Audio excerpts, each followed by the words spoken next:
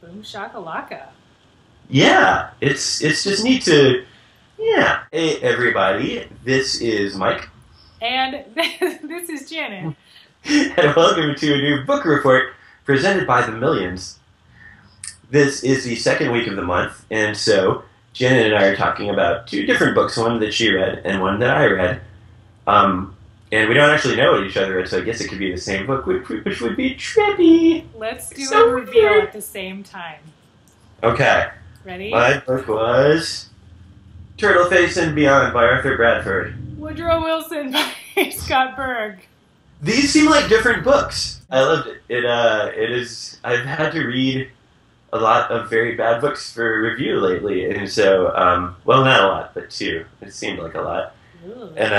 And this one was great, and I really enjoyed it. It is they're linked short stories. They're all about a guy named Georgie, and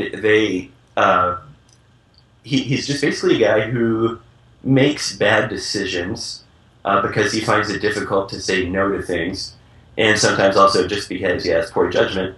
And I can relate to those things. For example, I guess there's a story where he has a job collecting and I guess mulching, you'd say, mulching Christmas trees, after Christmas, and then he loses part of his leg in a wood chipper accident, or a mulcher accident. Fargo style.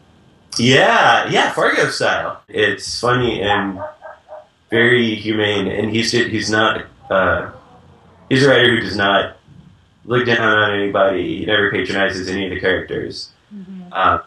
Even though there's some kind of bad characters. Would you compare him to George Saunders? Chabon? Shteyngart? Any other Jewish men?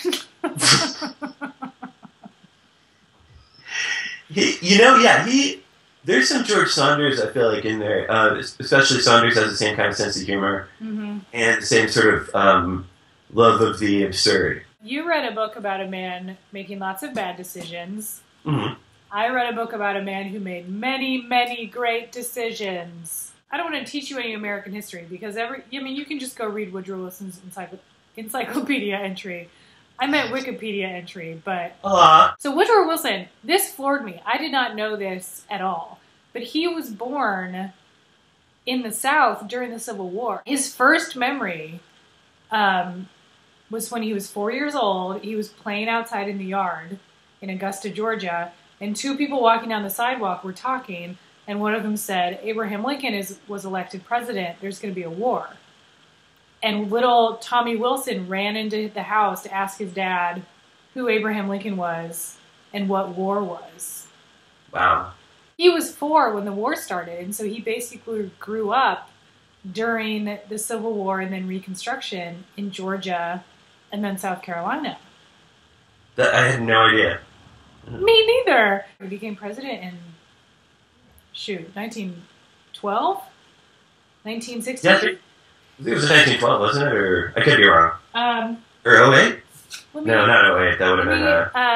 oh my god, of course. Let me console my ruler.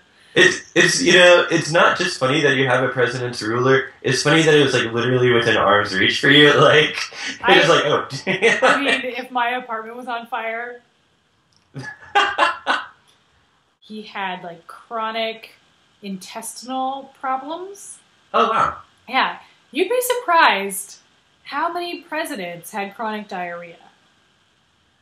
That is, that actually would surprise me. I guess it's a stress thing, huh? Or... Yeah. It's a total stress thing. James Garfield was the worst of them. James Garfield basically shat his way through the Civil War. You can track the highs and lows of Garfield's life by how often he had to go to the bathroom.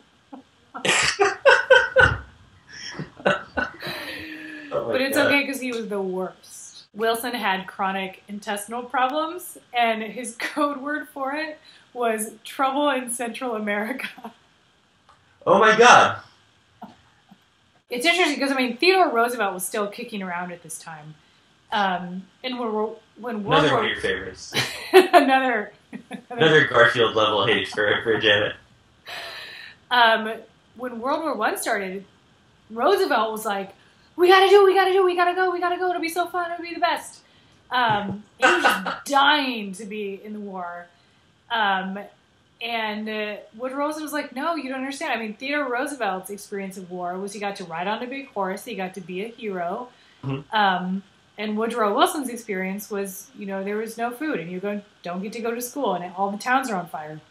Mm-hmm. So he's like, no, I'm absolutely not taking us into war. So Wilson delayed then our entry, or kept us out of it for as long as was humanly possible. Yeah. Right. And I mean, his re-election slogan was, he kept us out of the war. Well, and then gets the point. Yeah. And then he was re-elected, and then he entered the war. I'd probably do that too, though, because, what are y'all going to do? Unelect me? There's no process for... Oh, right.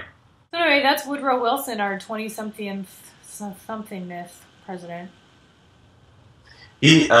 Fascinating guy. Little Tommy Dubs. The great communicator. We'll see you next week. You'll never walk alone, Janet. You'll never walk alone, Mike. James Garfield, don't get me started on him. I hate him so much. Oh, you're not a Garfield fan? I really dislike James Garfield. We should call you Charles Guiteau. No,